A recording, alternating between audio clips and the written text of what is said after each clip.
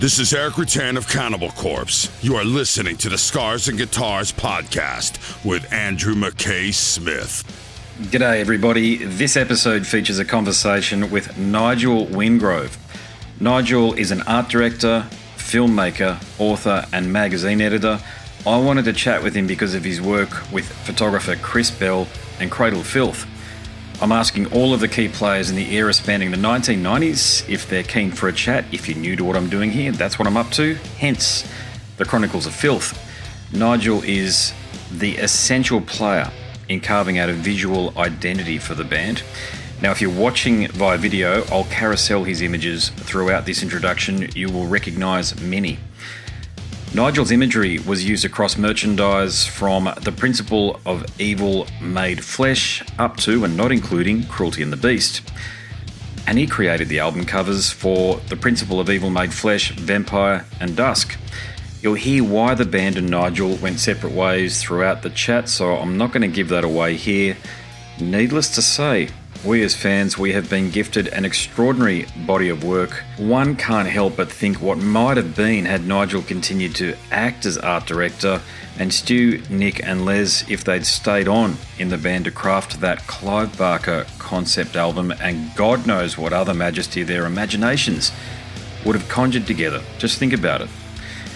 Nigel's a tremendous fella. I thoroughly enjoyed this chat, and it took place at 3 a.m. Brisbane time, so I had to set a few alarms to make sure I didn't miss it. But no chance of that. I was so keen to talk to Nigel, and as I've said before, everyone that I've spoken to throughout the Chronicles of Filth is just fantastic. From Nick, Stu, God rest his soul, Greg, Woz, Ben, Paul Allender, Chris Bell, and now Nigel Wingrove. Let's go. There's such enormous interest by a cohort of fans. You may be aware of this, but Cradle of Filth is more or less a legacy act these days. The band that you were associated with has probably nothing to do with the band that's going around right now, except for one person, Danny. Yeah. He's not somehow, I mean, he's been at the head of the table, so he's the one who's engineered things. That's the only way to describe it. And the band is all his these days. There's co-contributors, certainly, but in all but name, I'd say. And that era back then was seen as far more of a collaborative effort. And certainly the musicians are Stuart Anstis. I don't know whether you remember Stuart, Nick Barker. Because basically, well, I mean, I can go through it, but when Cradle, because I started Redemption, which is my horror label and stuff. I started trading in 93, but in 92, I started, because my background was magazines, actually, and then filmmaking. But I'd come up with the idea for Redemption in 92, and I kind of, when I get into something, because I was making a transition then, if you like, from making my living from designing magazines and working in publishing to starting a film label, basically. And there was a transition period between basically deciding I'd had enough of magazines, or at least working in magazines or publishing. Partly there was also a recession in the UK. That was another motivating force. I couldn't, wasn't able to earn as much money again. But I started, because I kind of immersed myself in that, I started a horror zine, or a magazine, basically, around Redemption, which is a company I wanted to do. And I'd kind of immersed myself in horror culture by all the horror zines. And it was that magazine, which is where I created a lot of the images that Cradle used, basically. That's the point I was trying to make, in the sense that's how, because I think Danny contacted me, I can't remember exactly, but I think it must have been either late 92 or early 93, because what he wanted to do was he'd seen the pictures I'd done, or, created it and put for the magazine, and they wanted to license some of those initially for the Principle of Evil Made Flesh. That was basically the cover shot, basically, and that picture I'd shot for an article on vampire films, basically. Mm-hmm. Gotcha. Yeah. Well, Chris has shot it, but I mean, I'd conceived the picture for and commissioned it, for an article on vampire films. So that's basically how it came about. Yeah. So your introduction to Chris and your work with Chris preceded the work with Cradle of Filth, obviously. Yeah, well, Chris, I'd worked, just to go back to my magazine period. I mean, I was at art school during the punk period and did a fanzine, and then moved to London, like lots of people do, to seek my fortune, if you like. And magazines is what I wanted to do. So I worked very briefly for Cosmopolitan, and I worked for, but I ended up primarily with a Dutch company called VNU, who are quite a big business magazine publishing. But they were very nice to me, I have to say. And one of they had a lot of computer mags, and Chris was one of the people they used. Was a sort of photographer that did a lot of work for VNU, basically. And and Chris was a studio photographer, basically. That was thing. But that was why. So he was one of several photographers that I worked with there. But I particularly liked Chris, and so. And I was looking for, although I had my own sort of section at VNU, and they were very good to me, so I could do, a lot of things. Obviously, it was primarily about computers or business publications. So, although I could be creative within that area, it wasn't, I couldn't really go, wild because of the subject matter. So I was looking around for a vehicle for my imagery, because that's basically what I did anyway. When I was at art school, I was always creating weird images. That's what I like doing, particularly with women. And I also did punk fanzine, and I had my girlfriend at the time on the cover, and all the stuff like that. So I was playing. That's what, and I like to play around with things. So when I was in London, I was trying to find a vehicle where I could basically show people what I did. And there was. There'd been the punk scene had been going on when I was at art school, because when I got to London, it was into 79, 80. The punk scene was kind of, the core scene was moving out, and it was evolving. It evolved into the new romantic sort of thing, with bands like Culture Club and Spandau Ballet and things like that. But I was lucky enough through meeting a girl at Blitz Club that. She was a girl that designed all the Sue Clowes, basically a girl who designed all the clothes for Culture Club, and so I did another magazine there, and I started creating images for that called Homage, and I published that, and then that got me a job at VNU, but I was looking for something else, and this new club started up. I mean, really underground stuff. I'm talking about not like a big club, but a tiny, fetish club called Skin 2. And there was one called Maitresse, and they basically had a magazine, which was of people, called Skin 2, which is basically for people into rubber and leather and fetish, that sort of lifestyle. So I looked. This is really. I'm talking something really underground. You can only buy it at the club or within the scene. It wasn't like a mainstream magazine, but nonetheless, I saw it and contacted them and said, look, I'd like to redesign it, basically. And I was doing pretty well by then, and had, so I didn't want any money for doing it. I just wanted an opportunity to basically do something that I could create and show what I could do. So I did. And, I created their logo and all the typography and stuff, but also I wanted the imagery. And by that time, because I'm an art director essentially, so I'll come up with the idea and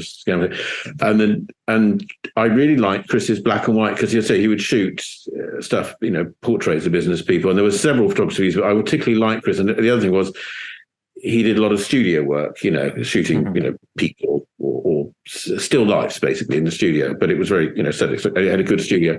So basically I said to Chris, look, I've got to do these. I want to do some stuff with Skin 2.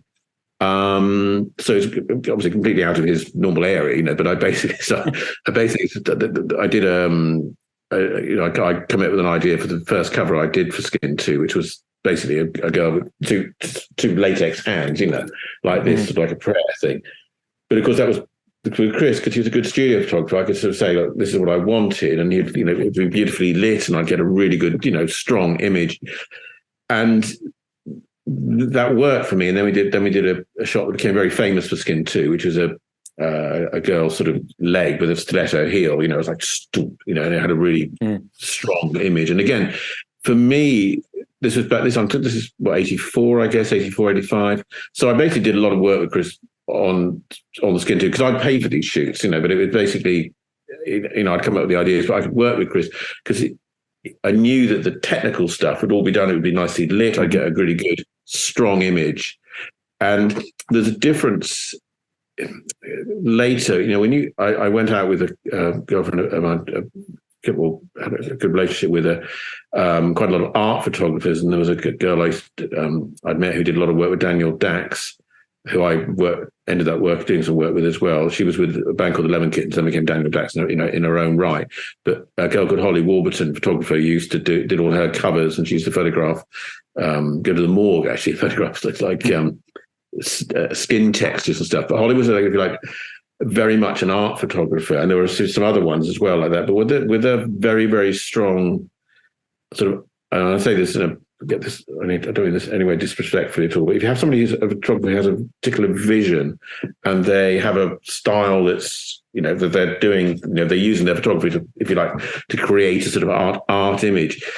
And if you're coming along like me saying, I want this, it's difficult to control because they have they're bringing something more, so it became quite tricky. So working with Chris was much cleaner and purer for me because I could conceive exactly what I wanted and put the shoot together. I put the models, put the setting, sketch it all out, work out exactly what I wanted. And then Chris would bring his technical skills and everything to make sure, it would be absolutely what I wanted, So it became, and that worked for me. That worked for me as a creatively. And I obviously it was Chris. I think for Chris, it was different from the normal stuff he did, so I could turn up with a couple of, some good looking girls and we do a good shoot. But I knew the bottom line was I'd get a good picture, from that shoot. So basically we did all the work with Skin 2. And then I also I moved up in the work I was doing to a new publishers called Redwood, and they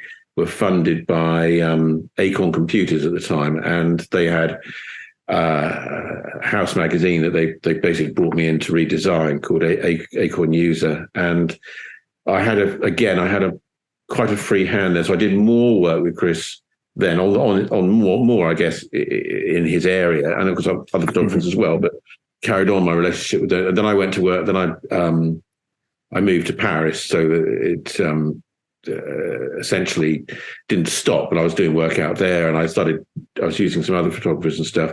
But I remember, and I can't remember exactly what. Then I started making some films and various things, and that kind of carried on, I think, until the early 90s. And I also worked for a publisher called Macmillan's and did work for them. I don't think I did as much work with Chris during that period. So basically nothing really happened. I was using other photographers and other things were going on until I did The Redeemer, basically, which is my magazine, which I did actually.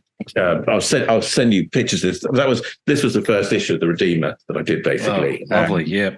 That I published myself. And obviously we created, I'd worked, that's Eileen, my girlfriend at the time, but obviously without her eyes. But we created the logo, which I did. And we did, because I was financing all this, so I really didn't have, this was the shoot that everybody knows, this one and this picture here, which became the thing. I'll send you pictures of these, obviously, but yeah, that shoot, I remember. I always remember that day, not because of particularly that shoot, but there was we had to do it on a Sunday morning, and I lived in Soho at the time with Eileen, and we had one of the models that we'd booked. I think Chris was quite busy, and so we had to do it on a Sunday, which is very unusual. We'd normally do it work on a weekday, so we arranged it on a Sunday morning, and I booked two models, and one rang up, probably she got wasted the night before and said she couldn't, said she was ill, and so we had to grab a neighbour, literally a girl that we knew from across the road, and somebody had to look after her kid for her while she came, kindly came to our rescue. And then we had and Eileen came as well to do some modelling, and we were doing this, and I'd never used blood in a shoot before. In fact, I don't think anybody. It just was something that just wasn't done. And I wanted these girls, and because we had no budget, and we were shooting in black and white, and we used coffee basically, which is one of the things. But one of the girls in the shoot, I remember basically because we were shorter girls, basically models, and she was this girl here, this girl's called Michelle, and this one here was actually, I think she was a student who was helping Chris out that day, like as a photographer's assistant, and she very kindly said she'd step in, so she wasn't even she was just a photographer's assistant, who luckily was very uninhibited and got a clothes on, basically allowed us to pour coffee over her. So that's essentially how that shoot came about. And as I say, so that was, and it was, as I say, it was for the magazine. And what happened was that I'm assuming Danny obviously saw the magazine, and I started Redemption in 93, and I was shooting all the covers, for the video covers. And Chris, I was doing those with Chris, and we had that very distinctive black and white look, which I liked, and Redemption actually started doing very well very quickly. So I was shooting not just the covers or doing shoots, not just for the video covers as they then were, but also for the next issue of the Redeemer, because we also did a calendar. I got a bit carried away actually, so we did shooting a lot. And basically, when Danny came to see us, you have to bear in mind, I had very little money then. It was really difficult for me. So when Danny came along, and he didn't have any money. The Cradle didn't exist they did exist, but they were tiny, in those early days. So it was very small money that I got for the pictures, but it was a help to me. 100 quid here, 100 quid there was, when you haven't got much money, that's it's a little bit extra money, So that was essentially how it all came about. Danny would come through and basically say, can we use that one and that one? Initially, it was just for the Principle of Evil Made Flesh album. Yeah. And then he started asking if they could license some for T-shirts. And again, I was letting them go for really, nothing. We're not nothing, but very small amounts of money. And that's how it sort of basically started. So there wasn't a big relationship in the sense of a working thing, because he was essentially asking if they could license existing pictures that I'd either shot for the magazine or we'd done for a leftover for one of the shoots we'd done for one of the covers or something else, because I was shooting a lot of stuff. I was quite busy, and I had quite a good team around me. I'd created, I had a particular stylist that I was working with, and again, he was really good at making clothes. I'd come up with something and he'd do that, and I had a good team of people, and it worked well. So we were just creating good stuff, and it was only, it grew later. I thought about this because I knew I'd be speaking to you. I'm trying to think. I think there were about 2 or 3 pictures that I shot specifically for Cradle that Danny had asked me to do. There was one of a girl, which again I'll send you a picture of it, but you'll probably know it. There was a shot because they did a funny EP. I forgot what it's called. A vampire, is it? An EP. Vampire. To get out of their contract with Cacophonous or something. They had some. Yep, you know it. Yep. Yeah.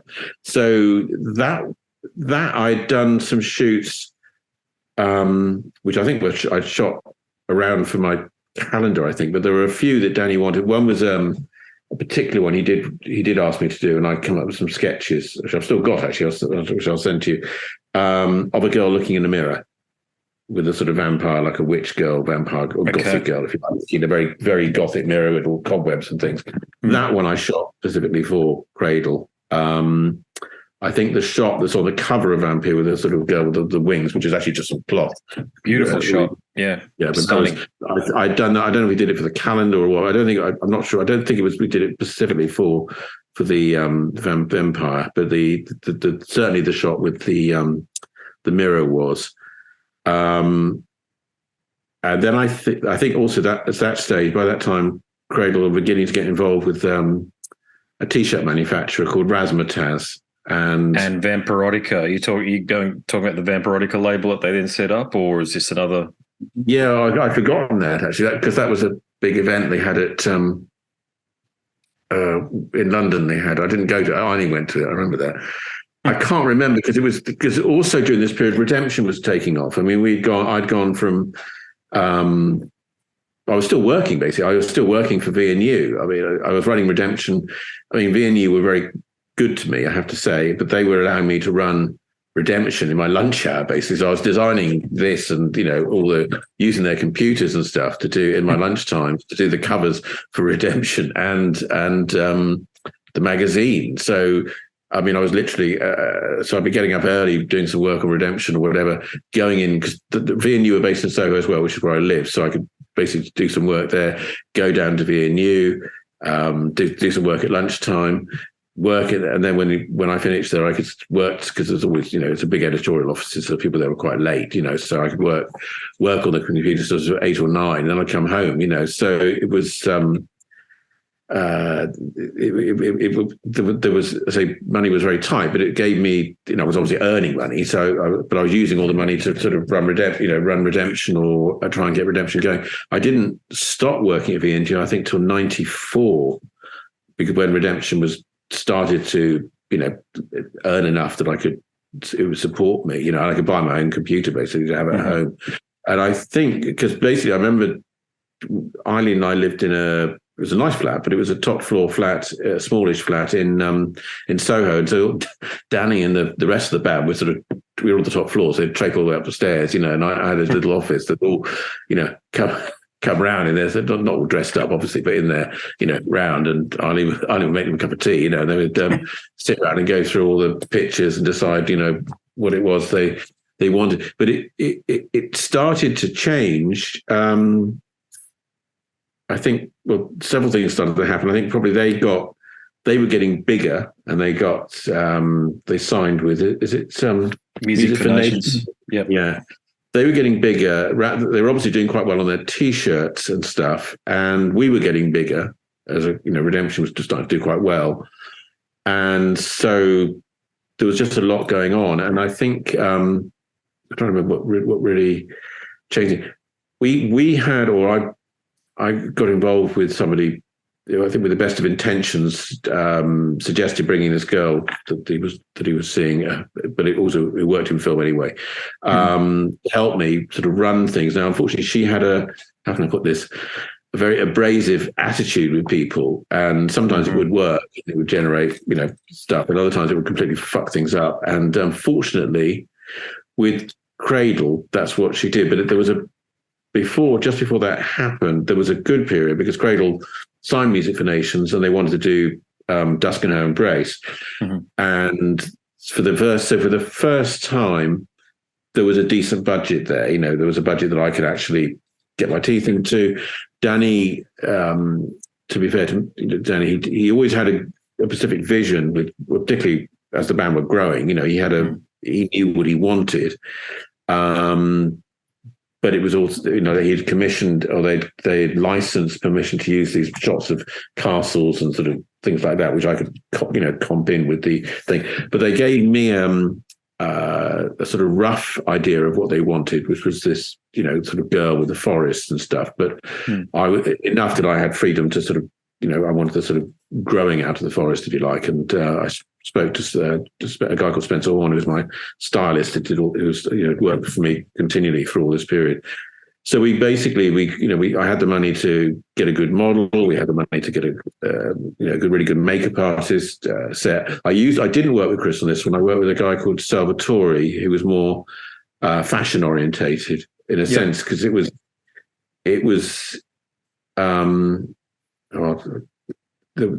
basically,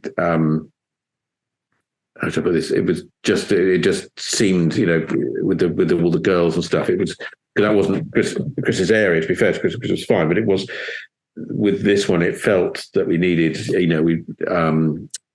just wanted to try out, different things. And with the fashion photography, you have more flair with girls, in a sense, more movement. And hey, do you remember Salvatore's surname at all? Because he's only listed as Salvatore on Wikipedia. That's basically, I'll look that up for you, because it was through Salvatore that why did I start working with Salvatore? I can't remember how I came to work with Salvatore, because he was based in Clapham. His studio was in Clapham. Not that makes any difference to it, but I can never quite remember how I started working with him, whether I got it because there was a lot going on in my life at this period. Because I've been in France, I'd done. We're talking. This is before I met Eileen, so we're talking. Hang on, let's get my brain around all this as to where I. No, I was with Eileen then. Sorry, this is 95, 96. So I can't. I'm sorry. I was just trying to wrap my brains as to how I actually met Salvatore. But basically, I know that I'd done some. I'd shot because I created.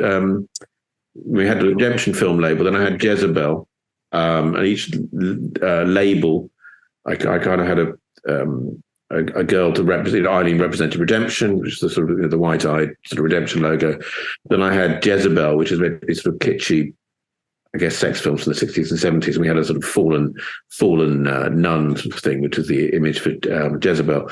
Then I created Purgatory, which was basically adult material, strong adult material. And we created the Purgatory Girl, which had this big rubber hair and everything. It was very fetishistic, but I can't. And Salvatore did the shoot for that, and that one of the models that he booked for the shoot, we discussed, but he'd recommended her, was an Australian girl called Rochelle, who was stunning. I thought, beautiful girl, but also incredibly easygoing, very uninhibited, fantastic figure. And I just thought she was fantastic. And I remember we did the shoot for Purgatory, and I was just really impressed with her. And then the Music for Nations things came up, and we'd booked this model for the cover. I can't remember her name, but it'll be in the credits somewhere. But she was a fashion model basically. And then we had to have a shoot for Inside, which was like the Last Supper thing. Yes, and with the band, and there was a full amazing band. Shot, that one, fantastic. And Rochelle, as I say, she was just really good-natured, friendly, and fabulous, basically. And so, because I think I've got a feeling we must have shot it over. I was thinking about it, I can't remember exactly, but we must have shot it over a couple of days. We wouldn't have been able to shoot it all in one day. So it was Rochelle. She's the girl in the Pope gear and everything. So we basically did that. We had to we shot all of that on a separate day. The supper, and that was with Rochelle, and that was also Salvatore. So and that was the big shoot, which was fun to do, and. It worked. Obviously, I was very pleased with the album and everything. I thought it looked really good. And this girl that had been brought in, this woman brought into my company, obviously she wasn't forced on me, but as I say, there were a few issues which I won't go into, but there were some problems with her. But one of them was this, as I say, very abrasive attitude, and I can't remember exactly how it came about, because Danny and I had started talking about, I get this slightly wrong, it's like, I don't know if it was an album they did or a track, Dead Girls something or other. Yeah, it was certainly an icon. It was iconography underneath an image on a T-shirt. Yeah, well, basically, I think he'd asked me to do that. I wasn't. I remember I've still got it. Danny's sketches and notes for this one.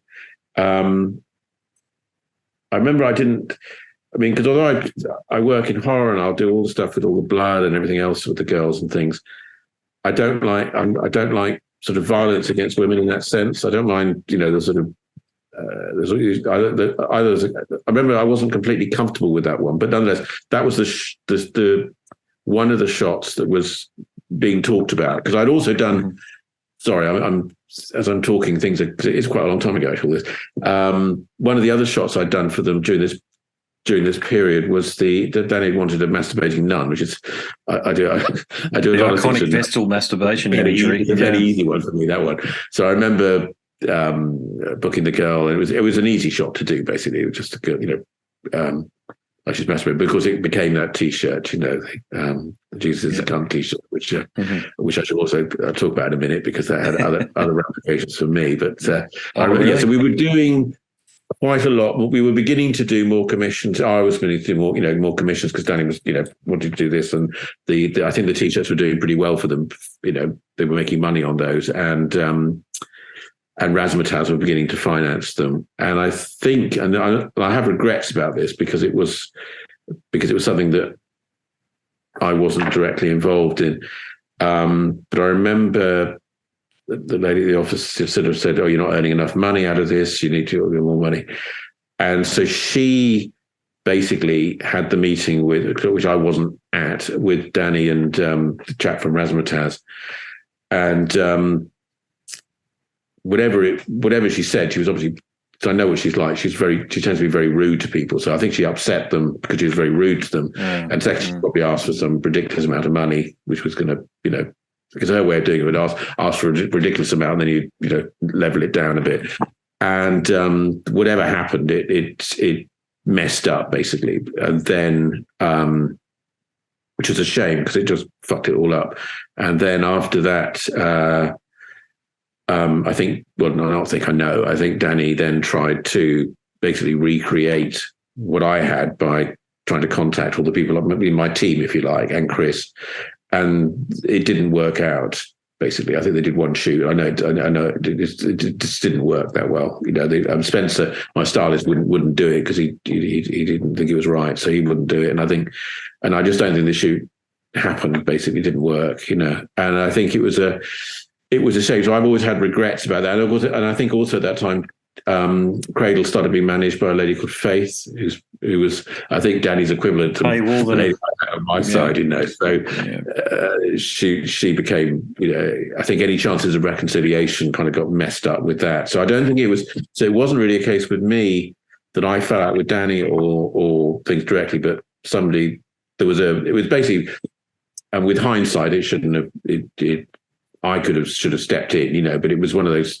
There was so much going on at that time that Cradle weren't the main part of all the stuff that was going on in my life, if you know what I mean. They were an interesting part, but they weren't the main bit because there was so much else going on with redemption and other issues and all the stuff. And of course, the other thing that I was going to mention about the T-shirt was that I also, because I'd made a film which in 1989, I made two films, but I made one called Axel, which was a short film, erotic sort of film with soundtrack by Daniel Dax, which I'd released on video, and it done quite well actually, and got my money back. And then I used the fact that I got my money back on that to raise some more money to make a bigger film, which I did, and I based it around the Catholic saint, Saint Teresa of Avila, which is a famous statue by Bernini in Rome, and the Ecstasy of Saint Teresa. So I basically made that, and Steve Severin from Susan the Banshees, who I knew, agreed to do the soundtrack. So it was all fine. Unfortunately, that got the BBFC, British Board of Film Classification in the UK, decided it was blasphemous, and it was a big, so it became quite a big case in the UK, and I was charged with, amongst various things, of outraging the divinity of Christ, which I was rather proud of. But nonetheless, the unfortunate thing was it did actually get banned. And when a film's banned in England, it really is banned. I mean, you can't sell it or do anything with it. It becomes completely banned. So all of my friends would say, "Oh, wonderful, you make a load of money." And of course, the opposite is true. When it gets banned, it really, you can't make any money because you can't sell the damn thing. And but it then became a bigger case because my Salman Rushdie's book, The Satanic Verses, was banned the same year or around the same time. And so Madonna's Like a Prayer video was also going on at the same time. And my film, for some reason, I think a lot of civil rights lawyers, including Geoffrey Robinson, who's another Australian, but quite a famous lawyer over here, basically, they took up my case because it gave them a chance to challenge the UK law of blasphemy. And so it became a big case against me, against the government. And in those days, although England was was a member of the European Union, we were, the European law hadn't been incorporated into English law. So when you had a case like mine, you had to basically take on the government, and you had to basically exhaust UK law first, and then you could take it to the European Court of Human Rights, who could rule against the UK government. Mm-hmm. So, and they wanted to do that because it gave them an opportunity, if I'd won, to abolish the law of blasphemy or get it changed. So it became a very big case, and it's costing a lot of money as well. And I had, obviously, I couldn't afford the sort of levels of money that you're talking about in a case when you're taking on the government. It became a big case. And the government were involving the Lord Chancellor and the Solicitor General, so it was a big thing. So the lawyers were doing on a kind of pro bono basis because they wanted to, challenge the law. Sure. And because it had to basically exhaust UK law, it's very time consuming. And this was going on from 89 right in the back. So all the background time I was working Cradle, in the background quietly was this big case building up. And every now and then it would get in the papers when there were various stages during this period when judgments would be made. One of them was like, the European Court preferred countries within, to settle their own affairs rather than rule against a particular government, Mm-hmm. So on my case, the government said there were no grounds for a friendly settlement in this case, which is, basically that was it. And having exhausted UK law, we could then go to the European Court of Human Rights. So basically, while this was all building up, we finally got a hearing in Strasbourg, which is where the European Court of Human Rights is. I can't remember which month, but it was in 1996. And in the background, the government were trying to say that I was a sort of scurrilous, pornographer, an awful person, basically. Mm. Whereas the lawyer's case for me was that I was a filmmaker, an artist, if you like. And then they shouldn't ban my film, because it was my creative right to make the film and all the rest of it. So basically, you had the government trying to put me out, and of course they described redemption as me putting out these awful films. Mm-hmm. And anyway, things were getting quite nasty, basically. And then the hearing was set. It was a big hearing because we had like all the papers involved. The New York Times was coming over for covering it, and all the main all around the world, in fact, and an Australian one, which I'll mention in a minute. But basically, it was a big case and a big hearing. And the day of the hearing, the government sent the Lord Chancellor and the Solicitor General was sent out with a sort of team of 9 other legal people. So it was a big thing. Anyway, in the background of all of this, suddenly there were stories in the papers about people being arrested for wearing this T-shirt which said "Jesus is a cunt" on it. And my lawyers went behind the scenes. My lawyers went absolutely bonkers because they said, "This is you. You're involved in this, aren't you?" They don't know what they thought because it was a nun basically on the front. And I said, "Well, I was involved with the picture." And they said, "Don't, for God's sake, let this come out." And they were really, because if the government had made a connection between that T-shirt and me, anything to do with, because I had no idea about the Jesus the Cunt thing, to be honest. I had Danny asked me to shoot the nun, the masturbated nun, which I'm fine, but I didn't know anything about what the words were going to be on the back of the T-shirt. So it was complete, I knew nothing. But for the government, that would have been irrelevant. They could have just said, "Jesus the Cunt," that's when we got the T-shirt. The link would have been made, and that was all that would have, people would care. So it would have destroyed our case. And this was 6.5 years of legal challenges, hundreds of thousands of pounds. So luckily, nothing happened, But I can't tell you how, because it all happened around literally those few days, and there was a fear that the government, some link would be made, So I remember that as well. So that T-shirt's always stayed in my mind as what could have been a disaster, from my point of view. But it was. It wasn't, so it was fine, but there was a thing. So the Cradle stuff for me was, it was an interesting, it could have, my regrets with Cradle is that it could have been creatively, which is basically what I enjoy most, that's my, what makes me work, is that I felt I could have gone much further, if you know what I mean, because obviously the whole satanic stuff it's really, later on I did another magazine, Royal Satania, which was for the Church of Satan, and then I had a nightclub called Black Mass, which was sanctioned by the Church of Satan. I think the only time they've ever done it which was sanctioned by the Church of Satan. And then because we had the Satanic Sluts, which were all part of it. So that dark world, if you like, that sort of creatively for me is very much where I am, and I felt, it was funny because the album that they did after Dusk and Her Embrace, which has got the girl in the bath of blood, which I thought was a very Cruelty good cover. And the Beast, I thought that was very good. But after that, Danny went down a different route and was illustrative, basically. 100%. Yeah, absolutely. Yeah, Sorry, just on that point, it's been a source of you've answered so many questions through your monologue up to that point, because fans, we were sitting there. Effectively, we had this wonderful merch with your imagery and Chris's photography, and it just bang, gone. And it sucked. There's no other way to describe it. Ever since it's a funny thing sorry to interrupt you. I was going to say, it's a funny thing because I look at bands and the whole particularly the black metal scene and stuff. And it's become very uniform. If you're dealing with Satanism or you're dealing with darker areas of sexuality or religion or anything like that, it's become very uniform. A bit like they like to say the goth scene, because you can take somebody, it hasn't changed, for 30 years now. It's just people have the same look, nothing changes, and it gets very, how should I put it? It just becomes very uniform, and it has a look, and nothing changes. And it's for me, what was interesting with that area is that you can go off. You can look. Well, how can I make? I'm trying to say, how can I make it different? How can I explore? And also, in a sense, you have to. You can kind of not.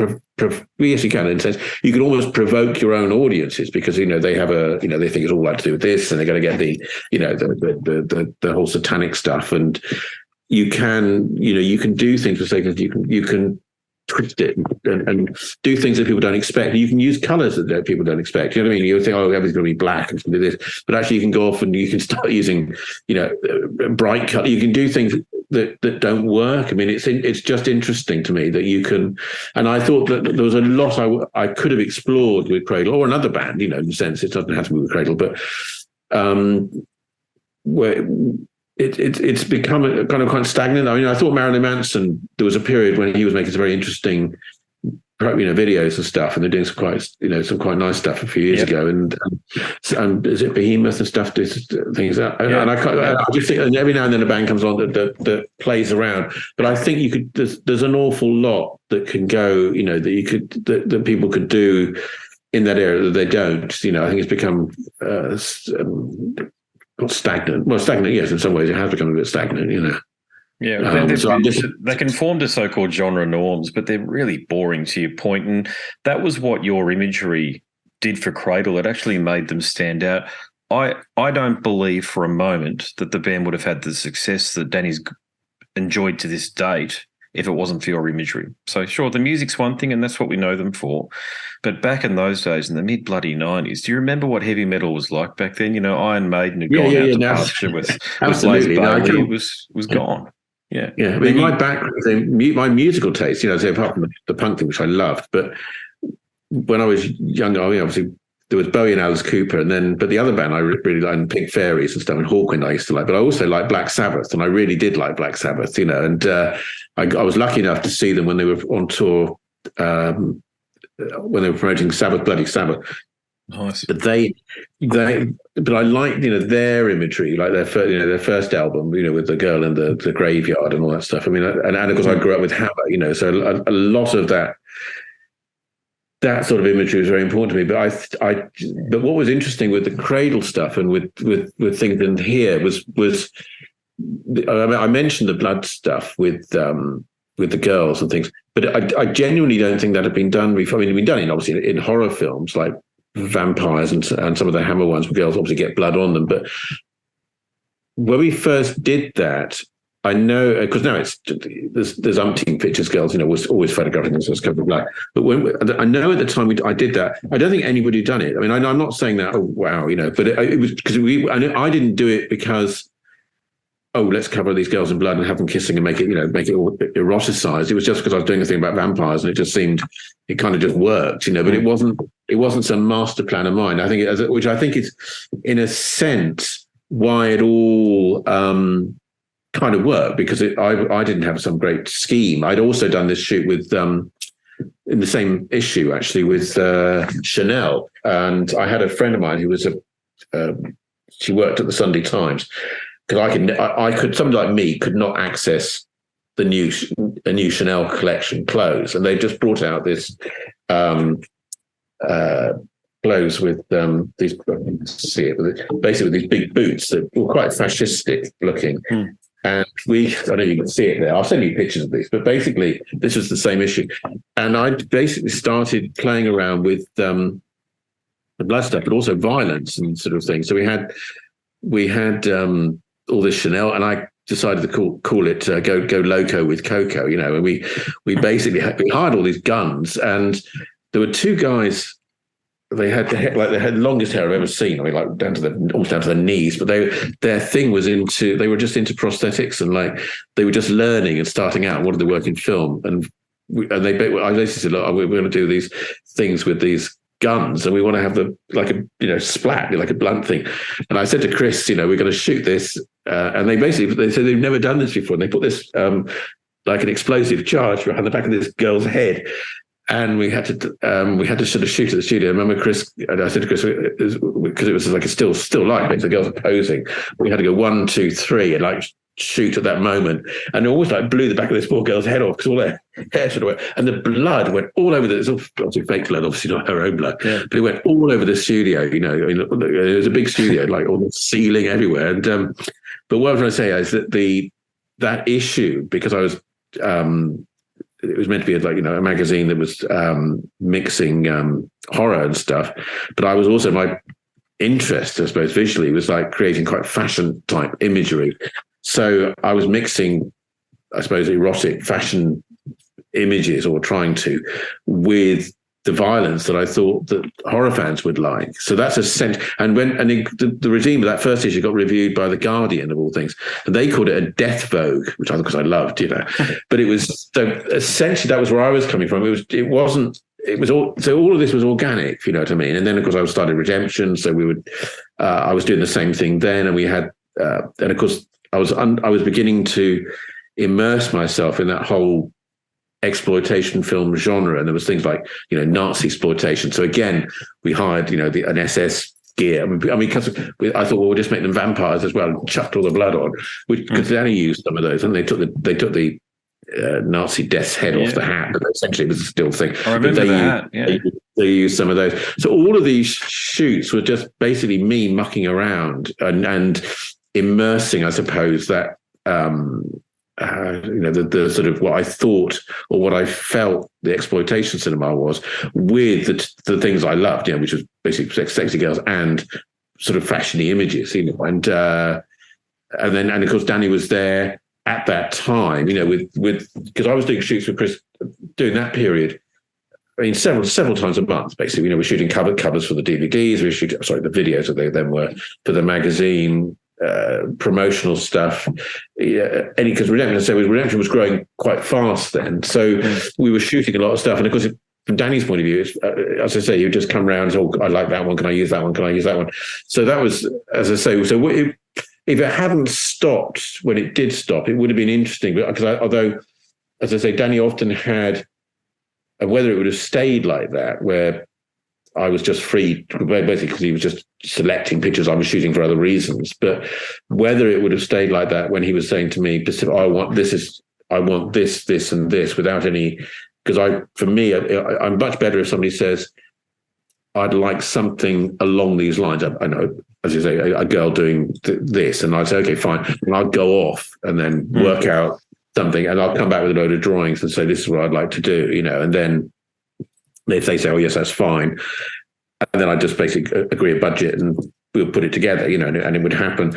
So whether I would have, whereas if Danny had got too controlling, I want this and it has to be exactly that, then of course it would, in a sense, he might as well just direct the shoot himself. So I don't know, but I don't know why he changed for the illustrators, though, because a lot of other bands do that, and secondly, it doesn't. To my mind, it loses some of that uniqueness in a sense, because a photograph is kind of more real. It has a sort of punch, It's authentic. Yeah, it was authentic and it was real and it was in the moment. Nobody had ever done it before. Nobody had married the two, particularly in that era, like you've already mentioned. It was very much about upside down pentagrams and even swords and shit. Even back then, a lot of the Norwegian bands were carrying on the stuff coming out of Norway, and everything with that. Because that was quite. I mean, 92. Because Cradle, 92, 93, they started. I guess their first. They were around. That's when they sort of emerged. Burzum and all the other, and Emperor and Mayhem and stuff were all doing all their thing over in. So Cradle were pretty. To be fair to them, they were probably one of the first UK black metal bands, I guess. Correct. Yeah. And they didn't try to be Norwegian or Swedish either. That was important because that had been, even by then, I remember back then, there was a lot of bands emerging through the underground. You had your leading lights, the ones that you've mentioned, and Satyricon. And you couldn't go down to, you couldn't, there was the internet was around back then, but it wasn't nowhere near what it is now. But the magazines and fanzines that were around back then, they were the same black and white imagery with blokes walking around the course, in forests and stuff like that. And just about every band was doing the same. It was a trope, effectively. Then you came along with Cradle. And so you had the music, but you had this enormous universe of imagery. There used to be a shop in Sydney called Utopia, and it used to sell the T-shirts. And you go in there, and they had an entire rack, which was really unheard of back then. I wish I got myself a royalty on those anyway. But at the same time, I mean, a lot of people say that to me. Gavin Badley, who wrote a couple of the books and stuff, he said that my images allowed a period of time for Cradle to evolve musically, to catch up with the very true.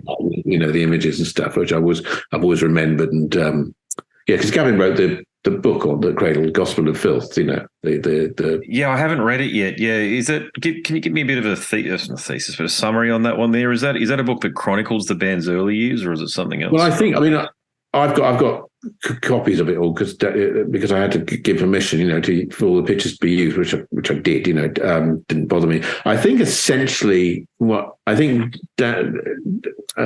was commissioned by Cradle essentially to sort of a mixture of ghostwriting Danny's the thoughts of Jem and Danny, if you like.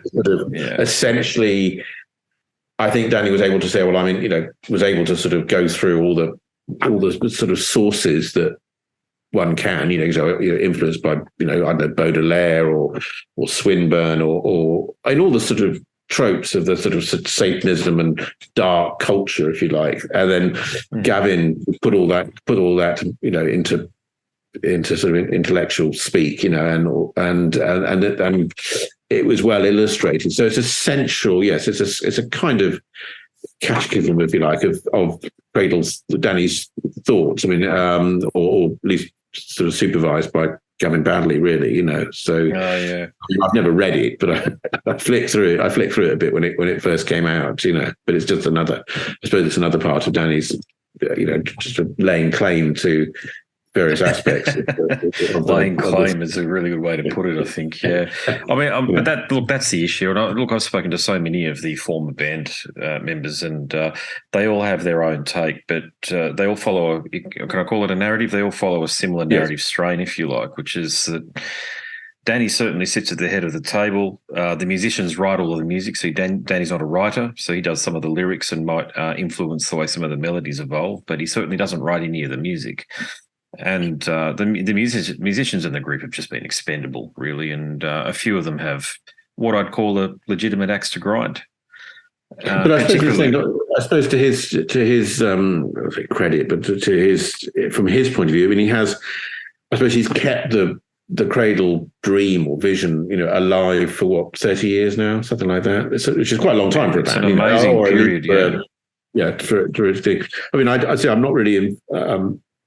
I don't really, obviously, it's a long time ago, the stuff that I was doing.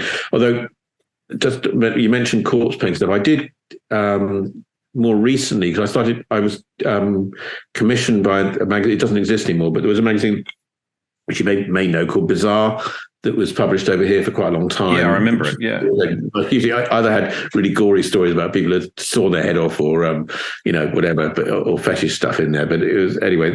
I have my own section in there for about a year, and I could essentially do what I liked, and I got sponsorship because Bazaar had no money to commission things. But I started working with Chris again during that period, and what I was basically given was a sort of four to 6 pages, depending, where I could choose a theme, and I'd write about it, but also illustrate it, and I'd illustrate it with photography. And one of the first ones I did was actually writing about black metal. But the main reason for that was which I was quite pleased with. I mentioned this thing of trying to play around with that imagery, and I got a couple of fashion models and got the makeup artists to give them, authentic corpse paint and everything. And it was very unfortunate because one of the girls was, I think she was Danish, actually, or Swedish, so she's very familiar. I mean, that wasn't her thing at all, but she was very familiar with what black metal was. Mm-hmm. But she looked beautiful, interesting. And we hired. I did hire a big sword for the shoot and everything else. But it was unfortunate because it was during London Fashion Week, and she got a booking, obviously for much more money than I was paying her. So she could only she basically, we started the shoot about 9:30, 10. And of course, the makeup takes at least an hour or so. And I think she had to leave at 1. So it was a real shame because both girls were made up, and it was the first shoot I'd done with Chris for many years, so he was a bit, how should I put it, tight, I think, is a bit tense. It was better word than tight, a bit tense. So because we just started, but that first hour or thereabouts, the girls just started to loosen up, and I got, which I'll send you. I mean, I was really pleased with them actually. They just started playing around, sticking, sticking their tongues out and stuff, and I was just beginning to get something was going on, if you know what I mean, which I felt was something new. And because we were shooting against white, not that that's particularly unique, but it just worked, and there was something happening, beginning to happen. I thought it was very unfortunate because this other girl had to leave, so I still carried on with the one girl, and we obviously got some nice shots. But it was better when there was there was a bit of chemistry going on there, and I've kind of felt. Again, I might go back to that, not with those 2 models, but something again, because I still work, I still do shoots and, things now, that I might go back, revisit that, because I did start to feel, as I say, there's a way to go, there's still stuff that can be done. The nice thing with it, when you have a band, is if they've got a budget, because these shoots are quite expensive, by the time you pay models, makeup, stylists, studio, props, sort of post-production work and everything else, the costs mount up. So you can gobble up a few thousand, quite quickly. But nonetheless, I do think there's scope there. So maybe, down the line, I'll still be able to come up with something that's interesting to look at, or has an impact like those ones did. Because I still like to produce something that but I wouldn't want to. What I would be trying to avoid would be just trying to recreate something that was relevant then. For now, if you know what I mean, I'd have to go off and try and do something that you wouldn't be expecting. For instance, you know what I mean. It wouldn't be if somebody said, "Nigel Wingrove's going to do this." It's interesting. I agree with something you said early on. It was a mystery it was such a mystery, and you've solved that riddle, which is that why on earth did these beautiful images in conjunction with on the band's merchandise, why did it just cease? Why did it just stop? And I agree with something you said much earlier, which is that you had so much more mileage in you, and there was so much more that the partnership, so much more fruit from the partnership that could have been a yield from it, if you like. I think also, I know, I don't know this. I mean, probably Danny's the only one who can answer this, or maybe the guy at Rasmus has his name. I've forgotten now. But I don't know if they stopped or what the reason was. I mean, there was a lot of, as I say, Faith or whatever she's called, was also quite difficult person. So I don't know if I think there was You're obviously forming something that picture. Yeah, definitely. Something around 96, 97, obviously messed up, or changed, which is quite, that's what, 97, that's 20 years ago or so, isn't it? Over 23. It's quite a long time back, It's almost 30 years ago. It's 25 years ago, but yeah, it is. I mean, I was, 19, 20 back in those days. And, but the thing that I understand about Faye, yeah, she's a shrewd businesswoman, no question about that. But she's no longer in the picture. She's out, isn't she now? She certainly won't respond to my emails and my messages, so I think so. And look, unfortunately, her husband passed away last year. Kit. Okay. Yeah, so he's the one who produced Dusk and Her Embrace. He was the Thin Lizzy producer. Ended up getting that cracking sound that they managed to produce, pull off Dusk and Her Embrace with Stuart Anstis's guitar playing. But I think that the other factor is that when Faye got involved, it was very noticeable that Danny became the focal point of the imagery. So the move away from these beautiful women, things that we'd never seen before and really haven't seen since, really, to Danny being the focal point, and you've already mentioned him, a la Marilyn Manson. So Manson was big at the time, and Rob Zombie, there was another one. There seemed to be this thing. I suppose earlier Alice Cooper, I suppose, in a sense, where he becomes the front of the band and everything's around him. Totally, and that's what happened. My opinion, observation. That's what happened when Faye got involved with Cradle of Filth. It became Danny and the Filths, and the band members, Les, that was an immortal line when he got kicked out or when he left. Either way, he said, "It's Danny and the Filths now. The original spirit of this band is gone," and he wasn't wrong. Oh, I see. Oh, that's interesting. I never thought of it like that, but actually, yes, what you're saying does make sense then. Yeah. And that's continued right through to now. Very much so. It's got to the point now where if I was to average it out, a band member leaves about once every 8 or 9 months. That's right across the span of the career, by the way. It'd be greater than that, but I'm being forgiving when I'm saying that. But 42 tenured band members or something like that, there's no other band that's remained relevant in the public eye that has cycled through that many band members when it is a band, if that makes sense. It's not just like Alice Cooper, as you're saying, you have these revolving door of musicians coming in and the bloke who did the different drummers for different tracks on different albums, this type of thing. And Danny deserves enormous credit for keeping it on the road, but it's very much it's a legacy. It's a legacy act these days, like what Foreigner is or anything like that. It's you got your hardcore fans, but you people like me who were around back in those days. It's basically irrelevant nowadays.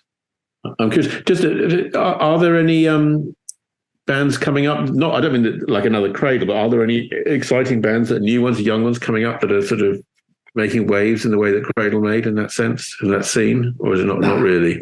No, I think those days are over, to be honest, mate. I think that was a one-time deal, like it is with a lot of scenes, and all of this is pre-internet as well. So it had to be something that had a buzz. You remember the real buzz? You remember Nirvana came out, they had that enormous buzz, and you remember the Sex Pistols. I mean, this stuff when it came out, it just felt, it was part of your soul for a period of time.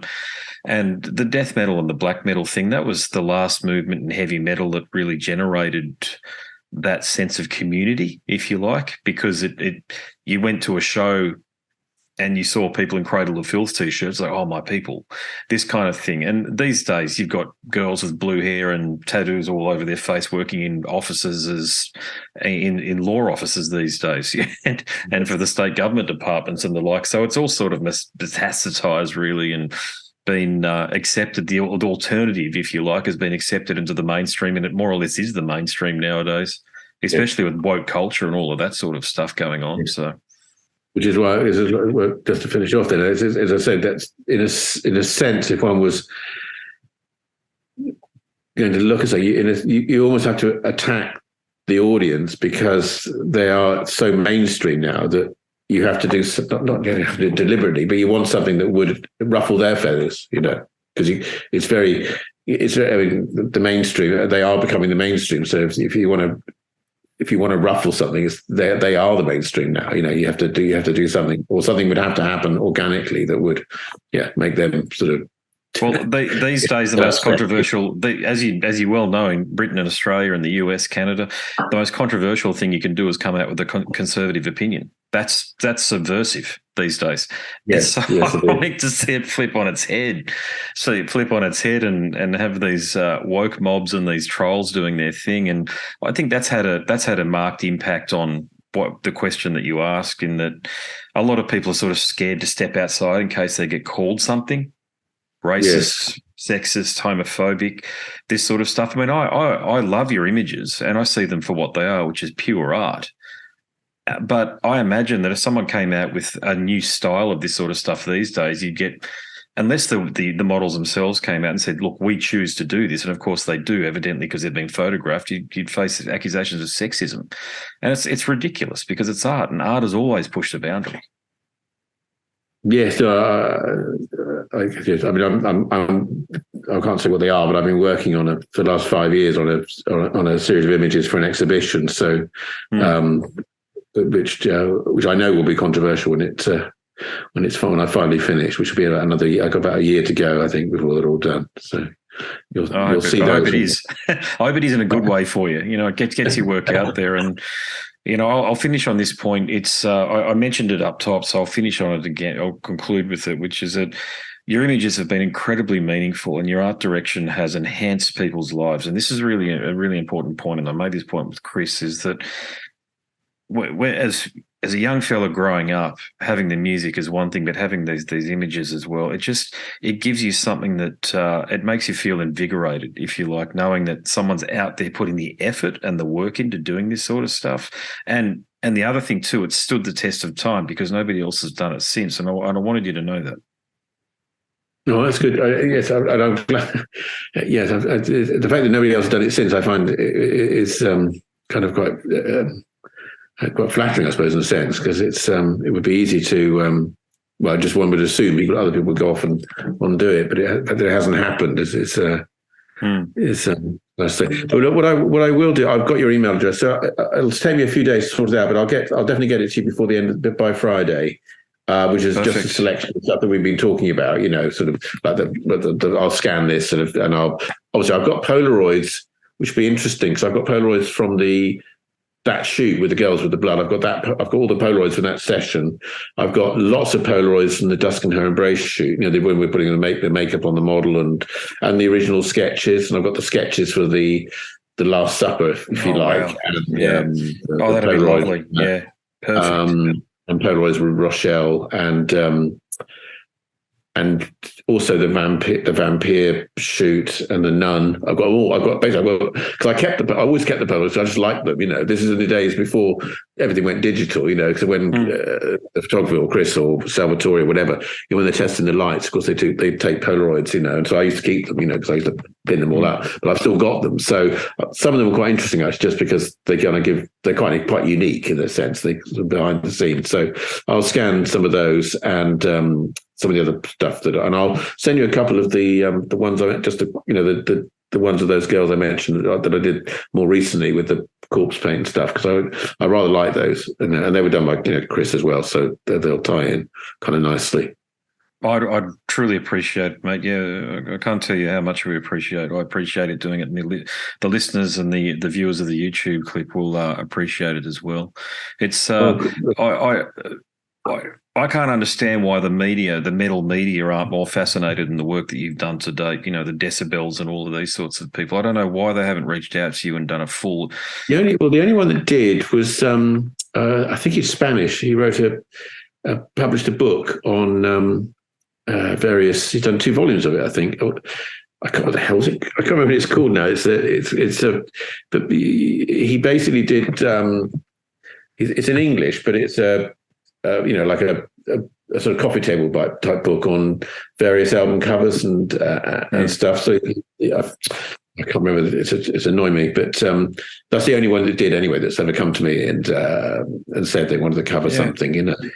I mean, I am a journalist. I'll out myself now. That's what I do. But I don't work for any of. I would never work for any of these so-called metal mastheads or whatever. I don't like what they do at all.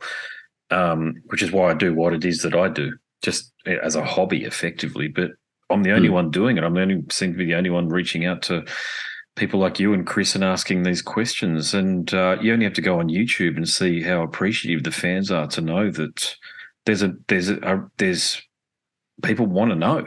They want to know what happened back then. They want to gain your insight. Oh, so you reckon that a few people will watch this one then?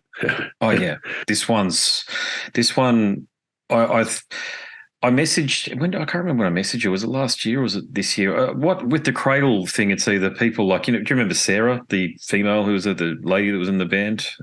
Yes, yes, yeah. So I've been talking to her for the last 2 years or so, and she wants to have a chat, and then she doesn't, then she does, and I'll always be available whenever she wants to have a conversation. Because I think she's far too important to ignore in the band's full canon, if you like. But that canon includes you too. So when I go into Wikipedia or Encyclopedia Metallium and I see your name and these other names like Mike Exeter, the engineer on Dusk and Her Embrace, got a chat lined up for him hopefully soon, or at least I'm communicating with him. Some of the members flat out say no. They say it's behind me. I don't want to do this. And there's a lot of that goes on. But I mean, I suppose Danny's the boss, and any comments I have about Danny, okay, I understand. We're all adults, meaning that we've all been in shitty workplaces, and if you don't like your boss, you just quit and get another job. And sometimes it sucks, and you've invested a lot of energy and time in the role, but so what? Life, just roll with the punches. Sometimes you're on the canvas and you've got to get back up again. And a lot of these guys, to their absolute credit, they've all done that. They've all gone on and led successful lives in the way that they want, I believe. But it's such a broad and deep. You wouldn't believe how deep it is, Nigel, just the amount of people that are involved in Cradle of Filth in that era. Because the band ended ultimately in about 1999, not long after you stopped being involved. That's right. That's really interesting. That's really interesting. There was a documentary on the BBC about, I say documentary, whether it was Living with the Enemy. Yeah. Was that with all the kids wearing the T-shirts and stuff, I think, or something like that? I can't remember. Okay. Sorry, yeah. There was one called Living with the Enemy, which is in the era that you were, just afterwards, 1998. Yeah, that sounds about right. Yeah, it was okay, but it's I've never BBC, seen it, but it was, I remember that coming out, because that's when they started to become, that they were going to be huge, Yeah, look, the Cradle guys are no different to me. We're all, Catholic or Protestant, middle class, go to well-to-do or, better than average high schools and private schools, if you know what I'm saying. Like, we're all pretty much cut from the same cloth. So if you've got someone's mother in the room, they're not going to start drinking and swearing at her. You know what I mean? So it just showed up that these guys were fairly polite guys from middle-class society. Who would do that? I know some people do that stuff because they're idiots, but the Cradle guys, they were polite and respectful, and that really came across in that. No, fair enough. No, I haven't seen it. I just remember because it got my brain starting to remember various aspects of. This has been fantastic, Nigel. I really do. I've said it a couple of times, but I'm just so grateful that you've made the time for this. It's very meaningful. It's been interesting to do. Well, there you have it, Nigel Wingrove. What a fantastic fella. I'm going to put some links into the show notes if you want to check out more of Nigel's work, and of course I encourage you to do so. Just another conversation added to the Chronicles of Filth. Wow, we're getting there. Who else is on the radar? Finally, Mike Exeter, maybe Sarah, maybe. And there's a few other members that are bubbling along in terms of the conversations, but nothing committed to just yet. As usual, watch this space. My name's Andrew Mackay-Smith, and I'm the host of the Scars and Guitars podcast. There's some messages about my book that are going to come up rather soon. But before we get to that, I need to bid you a fond farewell. Thanks so much for listening. I really appreciate it.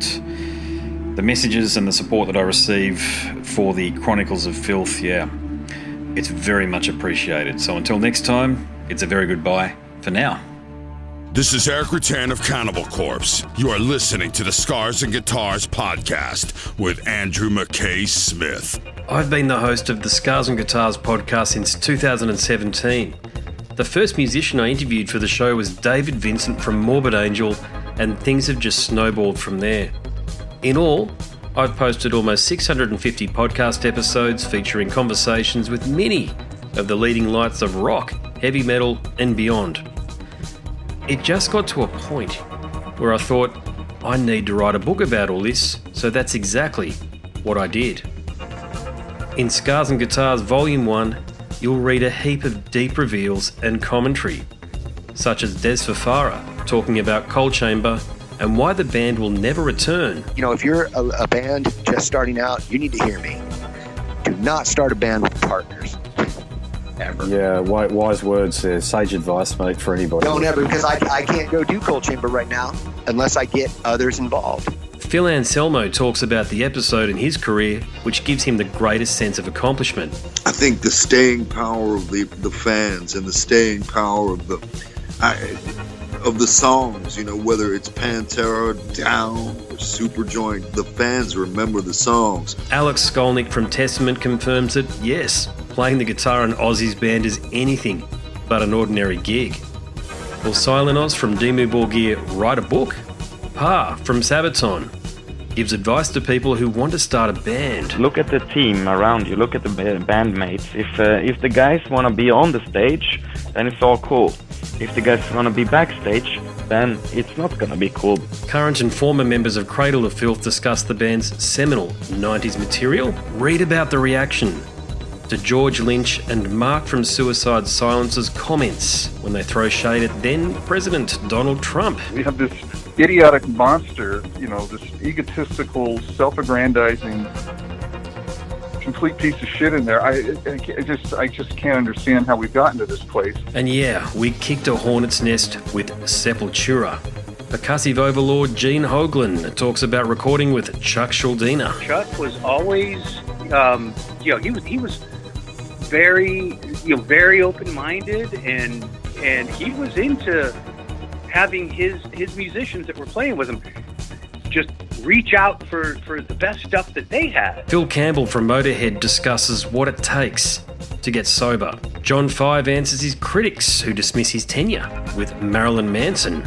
You know, my name is John Five, and Manson gave me that name, and I had some of the best years of my life in that band and learned a lot. And we get the lowdown on Treyarch Zagtoth from those who would know, including his mother. All across Scars and Guitars Volume 1, there are moments of tension, relief, tragedy, exhilaration, and throughout it all, you'll obtain insight that I believe no one else has managed to obtain from many of your favourite artists. So treat yourself.